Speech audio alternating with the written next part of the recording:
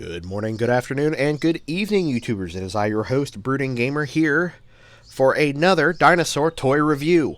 Today, we're going to be reviewing the 2001 Spinosaurus. I have, of course, wanted to pick this bad boy up for a long time. Well, ever since 2001, or 2021. But I never did get the chance to do so. This one ran about $60 or so on Amazon, and it was 59 something on, no, it was like $54.99 on Everything Dinosaur, but then it ended up being more expensive anyway after I ordered it because of the cost of transferring from euros to US dollars. So I have lots of things to say about this. In fact, this one has even replaced my old Spinosaurus that I had from Papo, which I lost anyway, which I'm hoping I can still find it eventually. I would love to find my old Papo stuff and see if maybe my father did not sell them like he says he did. But I have kind of debated just going and replacing them all anyway as time goes on to make up for that. So I wanted, of course, we are going to work our way from the tail and work our way up to the head and just review this big, very large figure, I have to say. Very large, very heavy figure. Just all we'll review as we go. Alright, so starting off at the tail, we have this very cool paddle-esque tail. It reminds me a lot of a coelacanth, which I'm surprised Papo doesn't have a coelacanth yet. You think they would. So yeah, we have, this dinosaur has seen some things because, you know, you get these slits in the tail. Like things have either bit the tail or maybe it just grew like that. I'm not sure. But you get this random, and I do like it, this random, actually, the color kind of reminds me of a bass. You get a lot of these kind of dark, murky green and the white and the pale yellow underneath. And then you get this very little random splotch of orange right up here, like a brown orange or a burnt umber kind of a color right along the top of that sail or the paddle of the tail there, and it goes like that on both sides, and it actually bleeds into the tail a little bit up here, which I think is intentional, but I do like it either way. It doesn't do that on this side, not that I'm looking at a little bit. I mean, you can barely tell in this light, but it does definitely bleed over on this side. So I do get a lot of bass-esque feel about the whole tail area here. This right here, if people were dumb enough to saw this part off, this could definitely make a good sea monster. But don't saw off your Papo tails, please. Working our way up, you do have all these really cool osteoderms going down that end probably right about at the tip of the tail, and you start getting into your new colors, which are your browns and more of that burnt umber. Probably is not burnt umber, but you do get, going into the feet, you do get a lot of that orange color that is up here in the tail. This guy is in mid-stride. I have kind of messed with his posing a little bit to where if he's standing like this, it looks like he's like wanting to square up to you. Let me open that jaw because he's wanting to square up. But if you kind of pose him up like this on that back foot, it does appear that he's kind of like kicking off the bottom of a river or something, and you get like he's in mid-swim, especially with this back foot here that I'm pointing at with my pinky, where you get like a good kick off the ground or kick off. It's really cool. I do like that. That's why I say they always have these really cool poses for Papo. Some not so cool if we're referring to the Giga again. We've got this bright kind of a yellow or tan color on the spine or on the base of the tail here, connecting to the hip. And then going into the leg, we have that color again, but we have some of these burnt umber-esque colored stripes. Bringing back that bass-colored green, we do have that on the tops of the feet down here. It's definitely darker on this foot than it is on this foot, with the orange underneath, which I do like. Work our way up to the side. We have more of those osteoderms on the side, or plates. Or this is definitely stylized to look like a crocodile or an alligator of some sort, of course, because, you know, that's what a lot of these piscivores are based off of.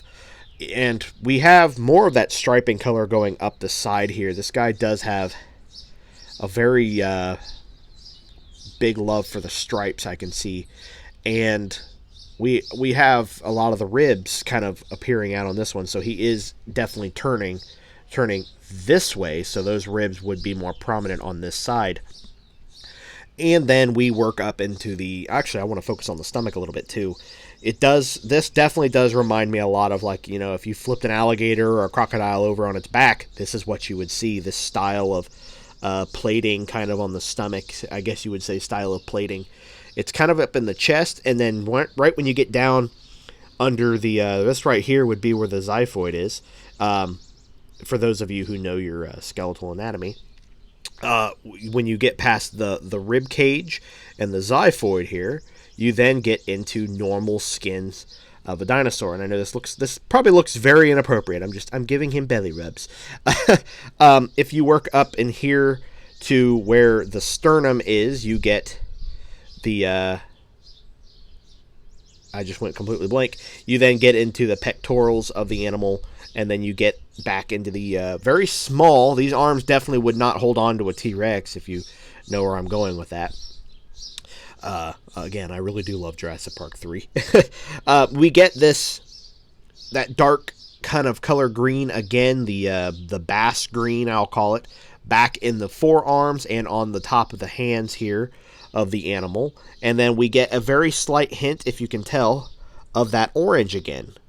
Very light hint on both sides here, on this hand and this hand. And then you get that bass colored green again right here on the other hand. Going on, the one thing about this animal that stands out the most is, of course, the sail. And I haven't even focused on that yet, so we're getting to that now. But you do get this very tan color here all the way, or this tan with like a white stripe going across, or white splotch going across the top, or the center of it. And then right here you get to that orange burnt umber color that works its way down and then juts down here. I kind of think it would have been better to keep this orange going around the edge here. Pardon my camera having a focus issue. Having that orange lining up like down here where you see at the top of the head, and then working its way down, have that orange go up here, or at least have the orange branch on this side and on this side of the animal's back, and then have it connect back at the base of the spine, and then have it work down the tail like it is here. I think that would have been a much better design choice, but they clearly knew what they were doing when they made this, so who am I to judge? We do get this dark green, bass-like color up here on the top of the sail, up till you get to the highest point of the sail, which then begins that burnt orange, burnt umber color. On the back here, it's definitely a little more... You could tell this was airbrushed, but you could definitely see where that orange kind of flows back up into here again. And then you get a little bit better view of that white splotch, which did unfortunately kind of bleed over into this on this side here, and right over here in the back of the tail as well. Something I guess they can't really help. I feel bad that I've only been focusing on this side of the animal, but usually they do their best on both sides. This side actually seems to pop a little bit more for me color-wise on this side. And then on this side you get like these little brown splotches that appear on the base of the tail. This side you just kind of get like brown in that color. Working our way up the neck, I already did discuss the orange burnt umber kind of color on the back of the neck here, and I really do like that. And then we get to the meat and potatoes of the animal, which is, of course, the these pearly whites. The jaw on this guy opens very large. It is a very wide... It scared me when I opened this because I thought that the mouth was broken on it, and then I realized, looking at pictures, his mouth just opens that wide. You get all those really cool teeth in there, each one painted individually. Barely any bleed over that I can see a little bit. They do have a lot of gloss effect in the mouth to give it that wet look to it. The tongue has a very good paint job and sculpt. And then you can even kind of get like a good design in the back to make it look like the back of the throat. Top of the mouth, if I can get it to focus, does have some paint as well and a gloss effect. The eyes, of course, on this animal definitely stand out. And I've said many times that Papo animals, dinosaurs, always have a really good design on the eyes. They always pop. and you can always see, and they usually match on both sides. They actually put, like, if I face him that way, there we go. If I put my hand there, you can actually see it. You actually get a good view of the eyes, and you get a little more of that burnt umber, and you get a little bit of a, I don't know what you would call it, a very tiny baby sail right on the top of the head, and it looks fantastic. So that is my review of the Papo Spinosaurus for 2001. It is one of the favorites in my line that I have now. And it's just, I fell in love with this figure when I first saw it. I've always wanted to pick it up. And they even have a couple more Spinosaurus like this online that are, I want to say, from Safari brand. And I've debated picking those up as well, because this is how I like the Spinosaurus. I know it's very controversial, again, of the Spinosaurus. The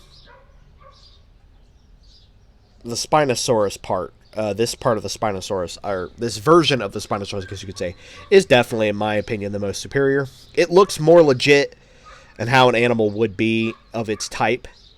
But again, you get a lot of people who agree to disagree. So it's really up to you. Let me know what your favorite Spinosaurus is. Is this your Spinosaurus, or is this not your Spinosaurus? Let me know. I, of course, would like to know if there's any other types of dinosaurs you would like me to review of the Papo line, or not the Papo line. If you'd like me to branch out and start reviewing other dinosaurs as well, I am more than happy to start doing that. If you guys have any questions, by all means, or comments, concerns, by all means, leave those in the comments below. Leave a like if you enjoyed this video. And if you guys would like to see more reviews of dinosaurs, by all means, please let me know what it is you'd like me to review. I will see you guys in the next video. This is Brooding Gamer, signing out.